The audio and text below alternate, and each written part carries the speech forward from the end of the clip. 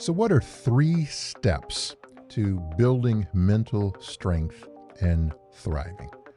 What 3 things can you do to help you build mental strength and thrive?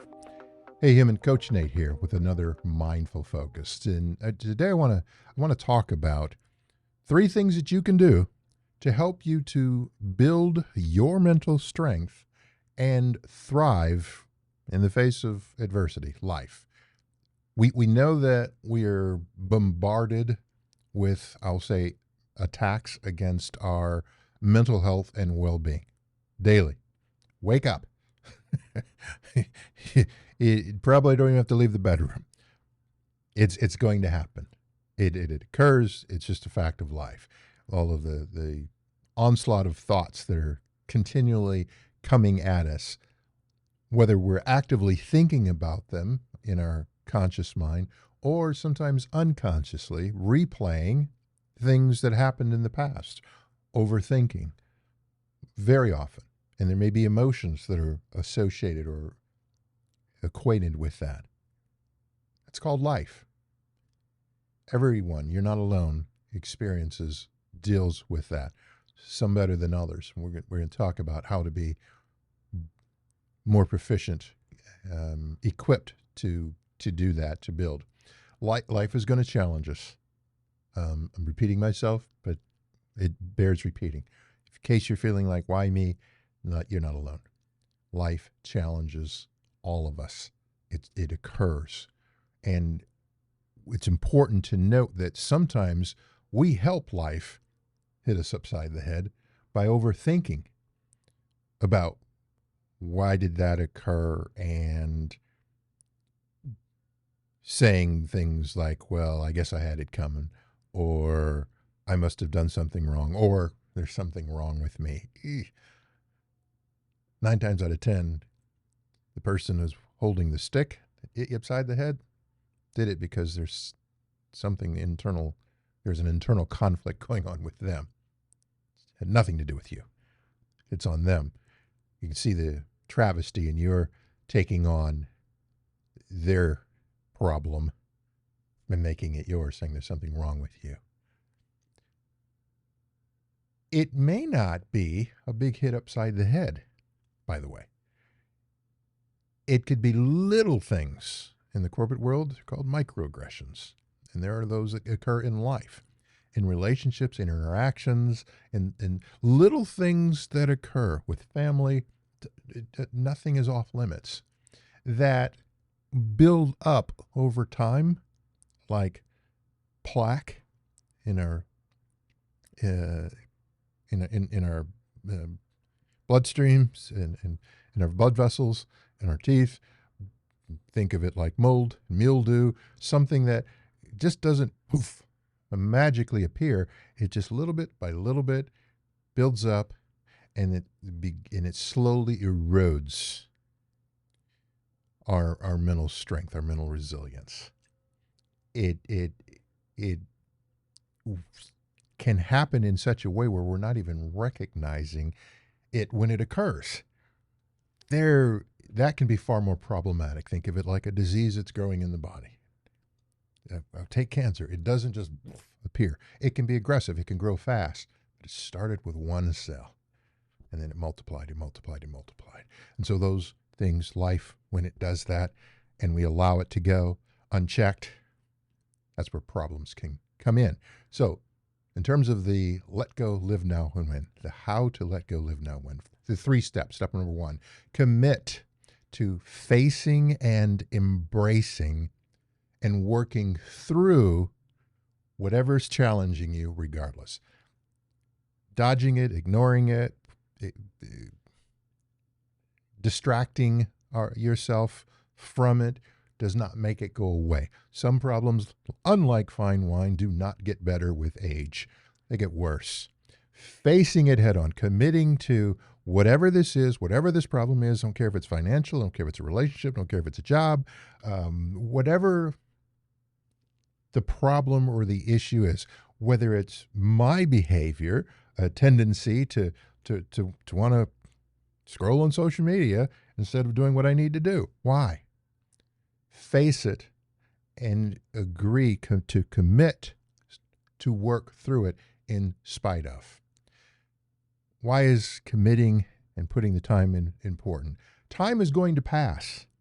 If it takes you a year to work through it, if you choose to do it or not, a year is going to pass. So a year from now, you are better equipped, stronger, have stronger mental strength and are thriving, or you're in the same place.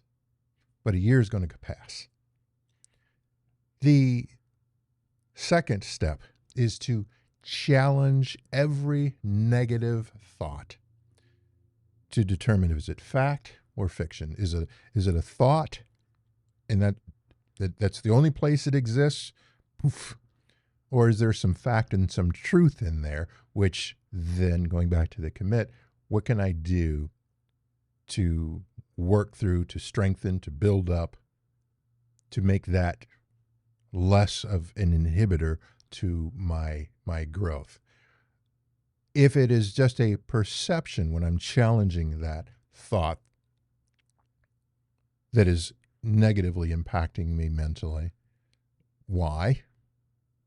Where does that come from? And how do we then work to reframe, readjust, or evict that thought that really has no base here because all it's doing is eroding?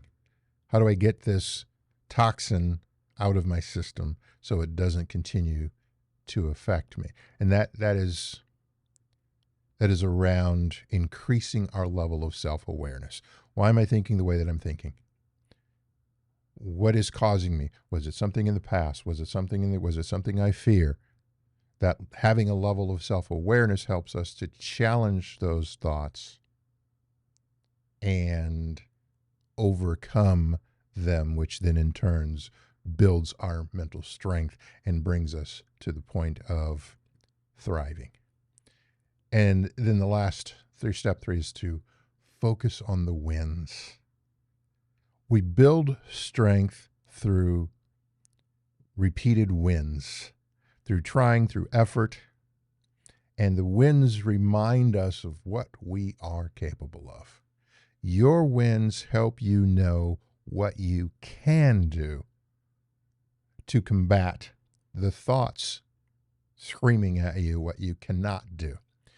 Your wins help you realize who you are to combat and battle and win over the thoughts that are trying to tell you who you are not. So the wins are the proof that annihilate the false narrative that our minds are trying to play tricks on us to try to tell you who you're not, what you can't do, what you're not capable of. And each one of those wins, when think of them as bricks, as you build your building and your skyscraper, it becomes very clear, very evident of who you are, what you're capable of, what you can achieve, what you did make happen. That strength holds up the other floors in what you are building, making it undeniably clear, helping to suppress, annihilate, do away with, and make them literally evaporate and dissipate those negative thoughts that are working against you to what it is that you want to achieve. So how to achieve this, those three steps? Again, commit and challenge, and then focus on building your confidence, is to practice and repeat. Small steps. You're going to fall. It's going to happen. Get back up. Embrace the trip and fall, what you learn from it, extract the learning, apply it, and move forward and repeat. Practice, small steps, fall, extract the learning, the lesson, apply it, repeat. Over time, continually, persistently. We rarely go from, if there's 20 steps, 1 to 20. We have our most stability when we take each step a step at a time. And we are undeniably at the top of that ascension by taking the steps that we need to get there. We can think about it all we want down at the bottom. We can look up and wish. That doesn't get us there. Hope this helps, just sharing some insights with you. Feel free to try them or toss them. Both of those can be correct answers. Which one is something only you can determine for yourself. If this resonates with you, please feel free to give a like and subscribe. Hit the notification bell so you know when I share additional content like this, and share it with someone who you care about or someone you feel could benefit from hearing a message like this. And as always, remember to let go, live now, and win.